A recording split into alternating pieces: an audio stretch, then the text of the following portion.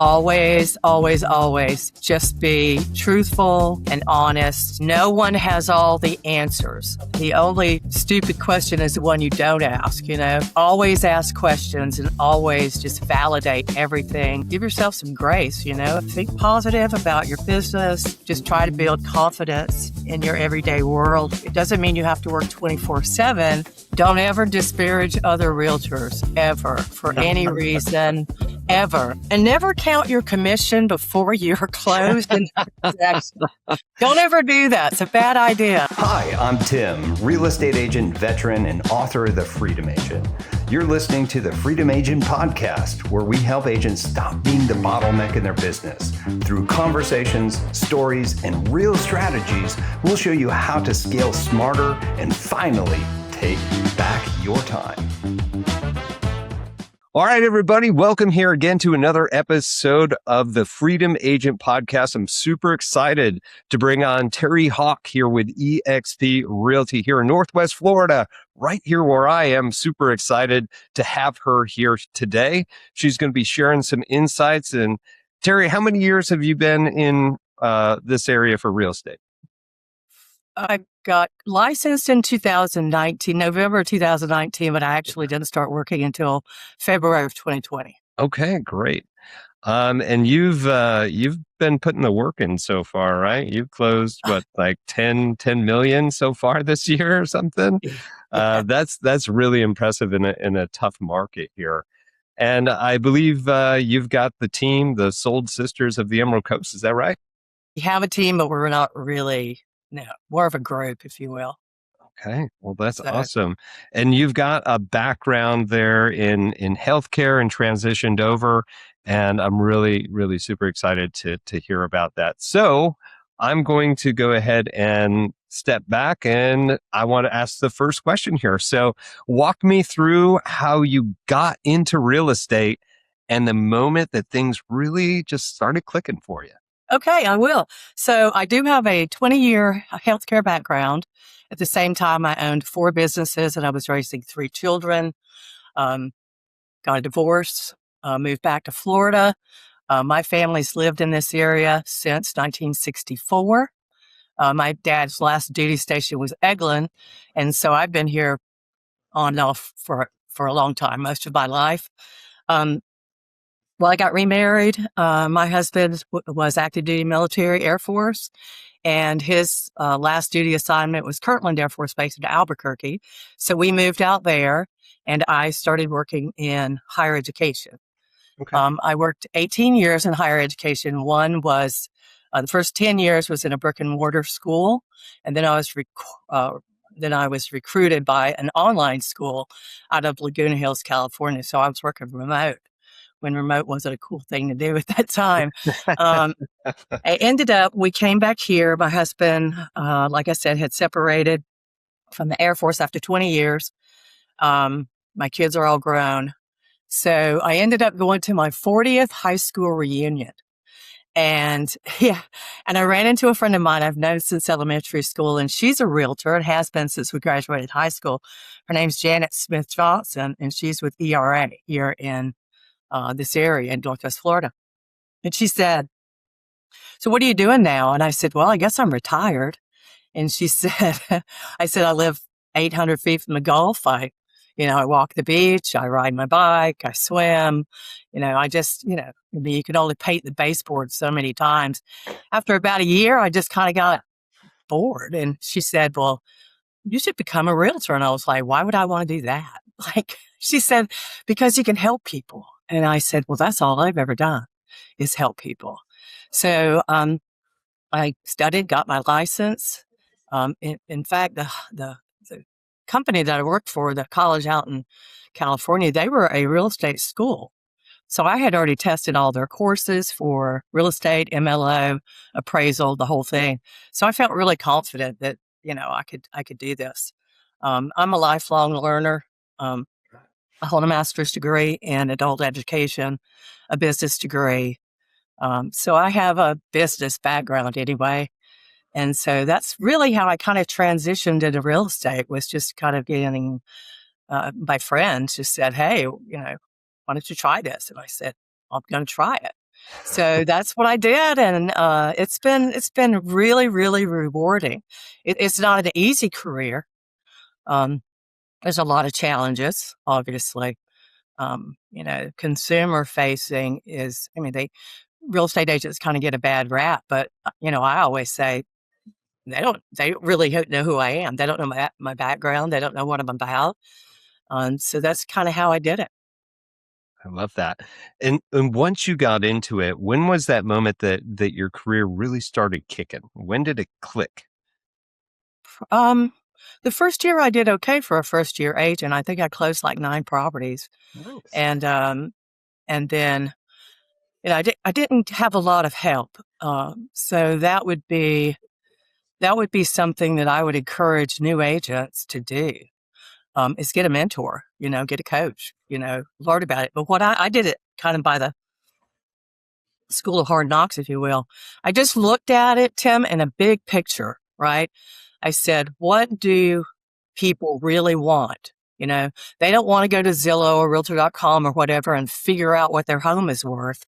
And a CMA, you can't really do a CMA until you see the property. So for me, it was, I need to reach out to these people. And of course, there's the do not call list and all that kind of stuff. And you have a lot of obstacles. So I started doing mailers, but the mailers had a lot of statistics on them. I'm a researcher at heart, so I used that back knowledge of mine to say, hey, what do they really want? They want to know what's sold in their neighborhood, not just sold or just listed or whatever. So I did something a little bit different. I put together spreadsheets that had the active, the sold, and the pending listings. And of course, put a disclaimer at the bottom.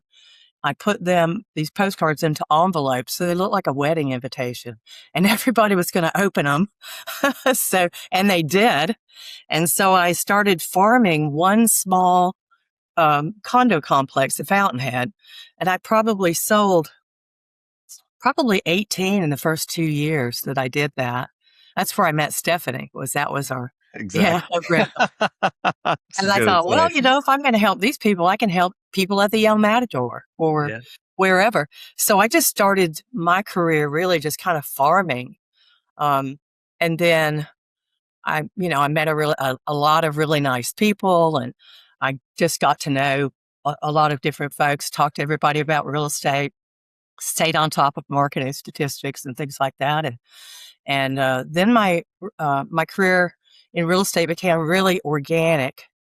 Yeah. I met a house flipper, and I probably sold for him probably 25 properties. Wow. So he keeps coming back. I must be doing something right. I love that. Thank you so much for telling that. I love the wedding invite. That's an amazing thing I never thought about that. That's awesome. Yeah. All right. So let's kind of go dig a little bit deeper into that business. So what would you say are 2 to 3 systems or maybe decisions that you made that made the biggest difference in your business? Like 2 to 3 either systems or decisions. Probably the most significant decision was when I first joined the Soul Sisters of Emerald Coast.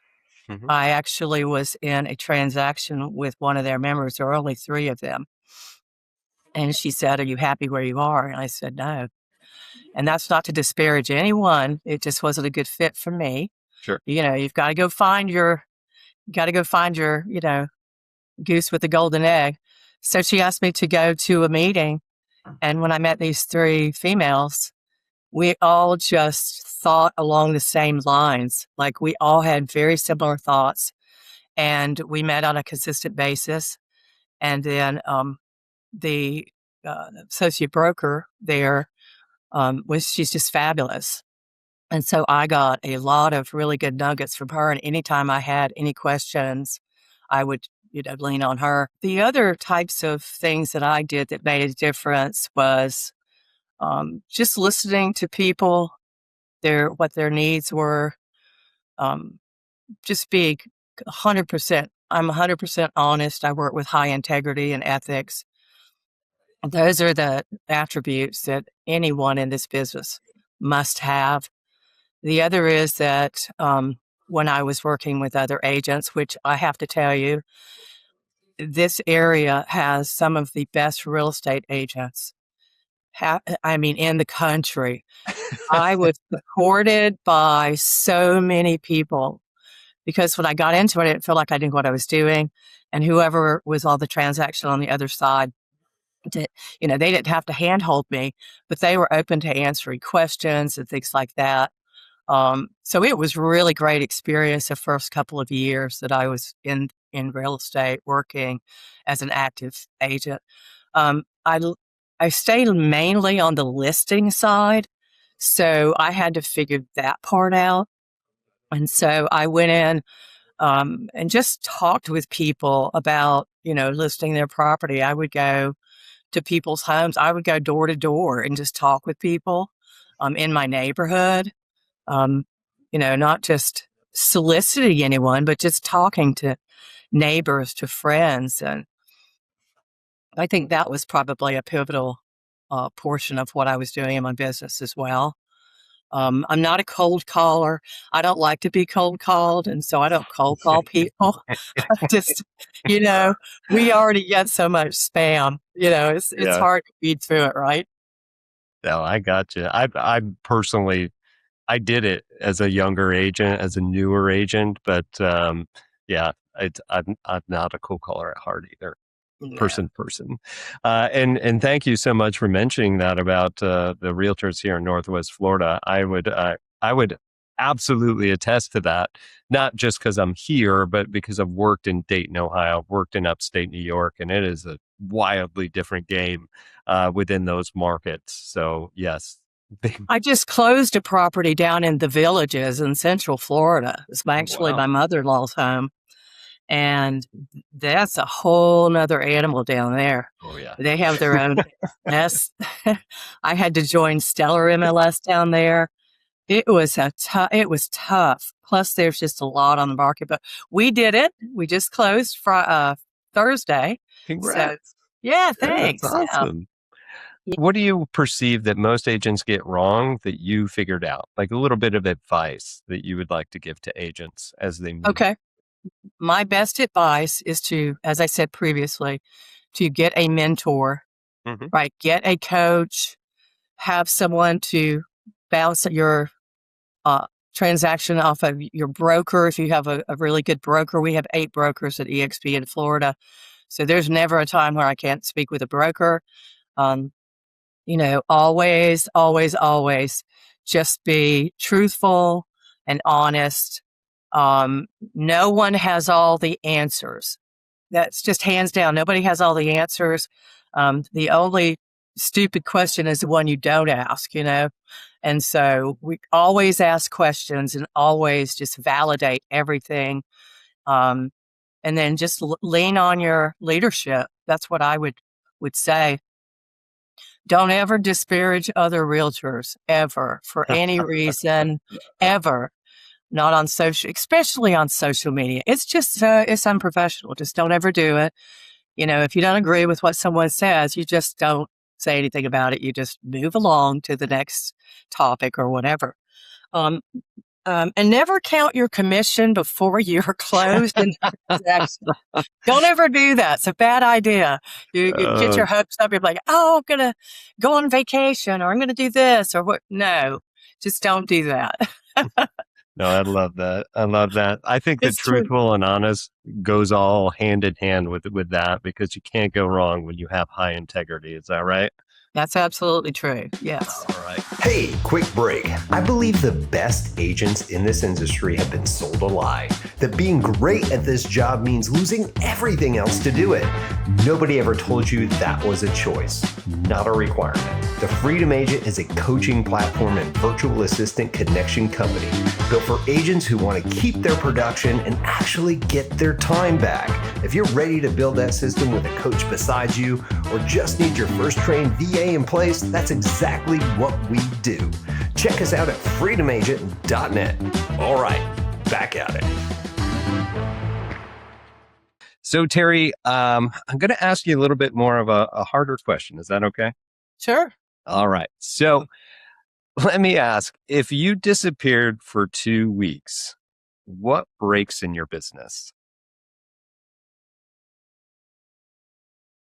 Nothing really. Well, I Oh, mean, really? nothing. Okay. How do you Not have it really. set up that it wouldn't break? Tell tell us a little bit more about you. Well, I'm glued to my email and my telephone, obviously. If I go on vacation, I'm still going to help someone. Okay. I don't, I get a lot of referral business and I Mhm. get repeat business. So the people that I've already worked with in the past, they already know that if I'm going to be communicative with everyone and what's happening with the agent on the other side, with whoever. So even if I go somewhere, I may or may not have a down day. I always forward my phone. Even if I'm out of the country, I can still work. If I happen to be working with a buyer, then I would use a showing agent to help me. Yeah. So those are good people to have in your corner as well. So that's pretty much how I do it, Tim. For a showing agent, do you have a group of people that you do that, or do you use a system? Now I have a group of people that I utilize, Okay. and Yeah. then the people on my team, they will always help too. You Okay. know, so if I Uh, have a closing, it's going to be scheduled, and I always someone needs to be there. So the team lead would go. And if you did use a showing agent, are you paying them per door? Are you including them in on the commission split? How do you do that? Per door. Okay. Excellent. Yeah, that's something actually that we teach too. There is a system here locally in our area, and it's all throughout the country called Shawami as well. If you ever want to check that out too, doesn't have to be specific within the team, but you can pay people per door to be able to go out and do that for you. That's what a lot of our students do as well. All right. So since you bypassed that pretty easily, I'm gonna throw another one at you. You all right? Sure. Yeah, fine. All right. So, what's the part of this business that wears on you the most? Hmm. Wears on me the most? Hmm. Well, I think I'm a very organized person and I'm kind of controlling. So I only used a TC one time, Okay. and my experience with that was um, it felt like when I would see the emails, even though I try to structure the emails to sound like my voice or how I would speak or something like that, that was one of the biggest hurdles that I had. And maybe I just had, someone that was, wasn't, didn't have that knowledge base. I probably thought it might be someone that has more real estate experience Hmm. that, would be a better fit for me. Um, so that's probably one of the biggest things. I do all my own paperwork, obviously. We send everything up to SkySlope, which is our data system. And then I just upload everything to that system. It doesn't take very long, but sometimes you can miss things and you're like, oops, I missed one disclosure I needed or something like that. So I think for me, it would be better. I could probably be a lot more productive if I had a TC Okay. to help me. Yeah, So, and it, I'm sorry. I didn't mean to interrupt. no, that's it. I was just thinking, Okay. that would probably be the biggest hurdle that I have in my business, Tim, is that I'm doing everything, So literally. the admin work is the thing that's weighing you down. Right. Okay. Yeah. And Yeah. what are you currently doing to mitigate that, if anything? Nothing. I just do it all myself. I just do Okay. everything. And I work really hard at trying to do those things that, Okay. um, I just, and I'm very good at communicating with my clients. So yeah. Okay. No, and I think that's great too. A lot of agents in your position, that's usually the next step for them as well. Somebody that produces as much as you do, a TC, an executive assistant, something like that, to be able to take that off so you can do the high performing things that you normally do and that An you're admin, yeah. world class at, right? Yeah. Yeah. Okay. All right. So I've got two more questions and I'll let you off the hook here. Okay. So if you could give, and I think I know the answer to this, but maybe you prove me wrong. If you could give one piece of advice to an agent that's only doing maybe 2, 3, 4 million in overall in volume, who's just trying to grow, what would that be? I would tell anyone starting out in real estate that um, they need to be organized and stay focused on what their goals are. Write a business plan. Give yourself some grace, and just try very hard to think positive about your business. Talk to people everywhere you go. Make relationships with people. Just try to build confidence in your everyday world. It doesn't mean you have to work 24/7. It just means that you really need to always be doing something in your business. Don't ever think your business is just going to run itself, because it's not. And you just have to be present. Right. Oh, I love that. Organized, focused, you got to write that business plan out and just Mhm. keep keep the momentum, I think is really what you were saying there. Keep the momentum, keep the busyness, keep productive activities. I don't want to say busy, but keep Yeah. those productive items going. I always taught agents when I was running a team was to continue to always be prospecting every single day. Would you disagree with that? Oh, I agree 100%. I've got a whiteboard over here with a list of prospects on them, and I've been building on it all week because as you know, this is a difficult time in real estate. It really is. If you're closing transactions, you're doing something right. Yeah. Um, I would tell any new agent, do not buy leads. Don't chase the shiny things. Everybody's going to come at you and say, "Oh, we've got a lead for you," or this or that. Just try to be as organic in your business as you can. It's Just stay focused on, you know, it's a relationship business, and stay focused on people, and listen to what they want and what they need, and try to find solutions for those folks. I mean, you can always find solutions, always. 100%. I love that. I love that. Okay. Then last question for you. If somebody wants to send you a referral, somebody wants to ask questions about you, about your team, how can people find you? What's the best way? My cell phone, 850-797-4970.